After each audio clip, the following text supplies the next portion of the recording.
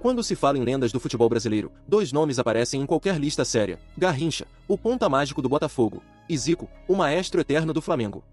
Eles são, sem exagero, a essência de duas gerações e a representação máxima da identidade de seus clubes.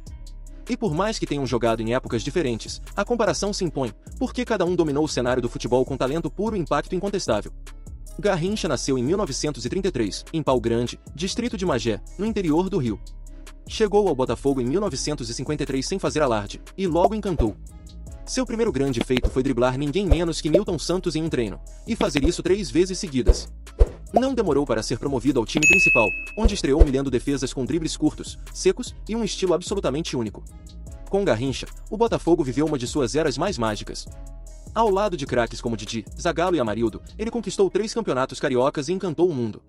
Era o símbolo do futebol arte, improviso, alegria e irreverência. Sua forma de jogar não podia ser ensinada, era instintiva. Não era só um ponta, era um show ambulante. E o mais impressionante, fazia tudo aquilo com uma perna 6 centímetros menor que a outra. Do outro lado da história temos Zico, nascido em 1953 em Quintino, bairro da zona norte do Rio. Começou a carreira nas categorias de base do Flamengo, e logo mostrou que tinha algo diferente. Inteligência acima da média, técnica refinada, precisão nos passes e finalizações. Estreou como profissional em 1971 e, ao longo dos anos 70 e 80, se consolidou como o maior ídolo da história do Flamengo. Com Zico, o Flamengo virou potência mundial. Foram 7 títulos cariocas, 4 campeonatos brasileiros, a Libertadores de 1981 e o ápice, o Mundial de Clubes, conquistado com uma vitória inesquecível sobre o Liverpool. Naquela final, Zico deu show. Não marcou gol, mas foi o maestro que comandou cada lance, cada jogada, com autoridade absoluta. Zico também deixou sua marca na Europa, jogando na Udinese, onde foi adorado mesmo sem títulos expressivos. Depois, ainda ajudou a desenvolver o futebol japonês no Kashima Antlers, clube que se tornou gigante em parte por causa da influência dele dentro e fora de campo. O contraste entre os dois é fascinante.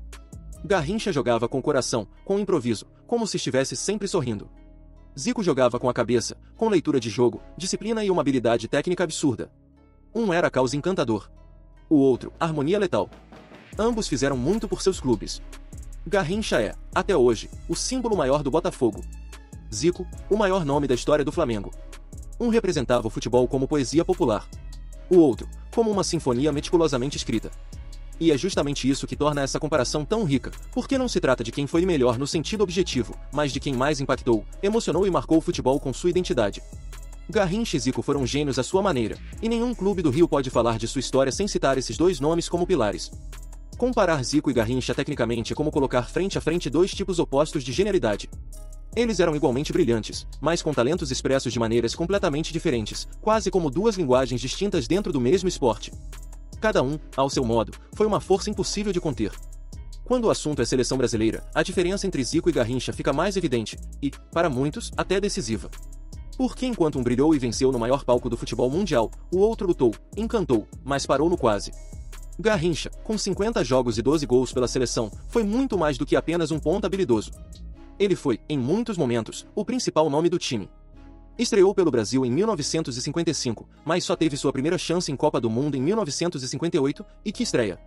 Ao lado de Pelé, encantou o planeta e ajudou o Brasil a conquistar sua primeira estrela mundial. Mas foi em 1962 que Garrincha alcançou o auge. Com Pelé lesionado logo no início do torneio, coube a ele carregar o time nas costas. E ele não apenas correspondeu, como brilhou intensamente, foi artilheiro da Copa com 4 gols e eleito o melhor jogador do torneio. Driblou como quis, decidiu jogos e garantiu o bicampeonato para o Brasil. Até hoje, muitos consideram aquela Copa a de Garrincha. Zico, por sua vez, teve mais jogos com a amarelinha, foram 71 partidas e 48 gols, números impressionantes para um meia. Participou de 3 Copas do Mundo, 1978, 1982 e 1986. Em todas, foi protagonista técnico, mas nunca levantou o troféu.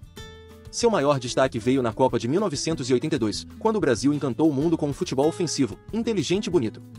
Zico era o cérebro daquele time, ao lado de Sócrates, Falcão e Júnior. Mas a eliminação diante da Itália, com um hat-trick de Paolo Rossi, enterrou aquele sonho. A verdade é dura, Zico jogou mais vezes pela seleção. Fez mais gols. Foi mais constante. Mas Garrincha foi campeão. 2 vezes. E decisivo. E em um país obcecado por Copas, isso pesa, e muito. Em termos de conquistas, tanto Garrincha quanto Zico deixaram marcas importantes em suas trajetórias. Mas cada um brilhou de forma diferente. Enquanto um dominou com a seleção brasileira, o outro foi uma máquina de levantar taças com seu clube. Começando por Garrincha, seus títulos mais emblemáticos vieram com a camisa canarinho.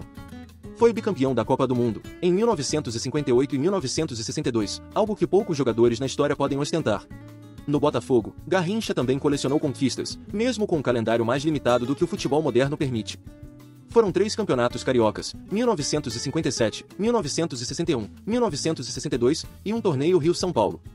E embora os títulos em número sejam menores do que os de Zico, vale lembrar que Garrincha viveu em uma época onde o carioca tinha status de campeonato nacional, dada a concentração de craques nos clubes do Rio.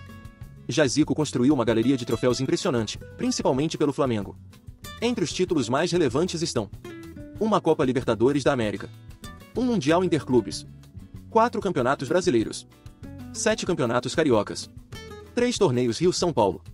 Com esses números, Zico se tornou o jogador mais vitorioso da história do Flamengo, e seu nome virou sinônimo de glória para o clube. Em resumo, Garrincha foi o rosto do Brasil campeão do mundo, enquanto Zico foi o símbolo da era mais gloriosa do Flamengo. Um dominou o planeta pela seleção. O outro reinou soberano nos campos sul-americanos e fez história mundial com seu clube. A resposta sobre quem venceu mais depende do que pesa mais para você, a amarelinha ou o manto rubro-negro. Quando o debate entra no campo dos números, Zico e Garrincha mostram trajetórias muito diferentes, reflexo não só de seus estilos de jogo, mas também das épocas em que atuaram.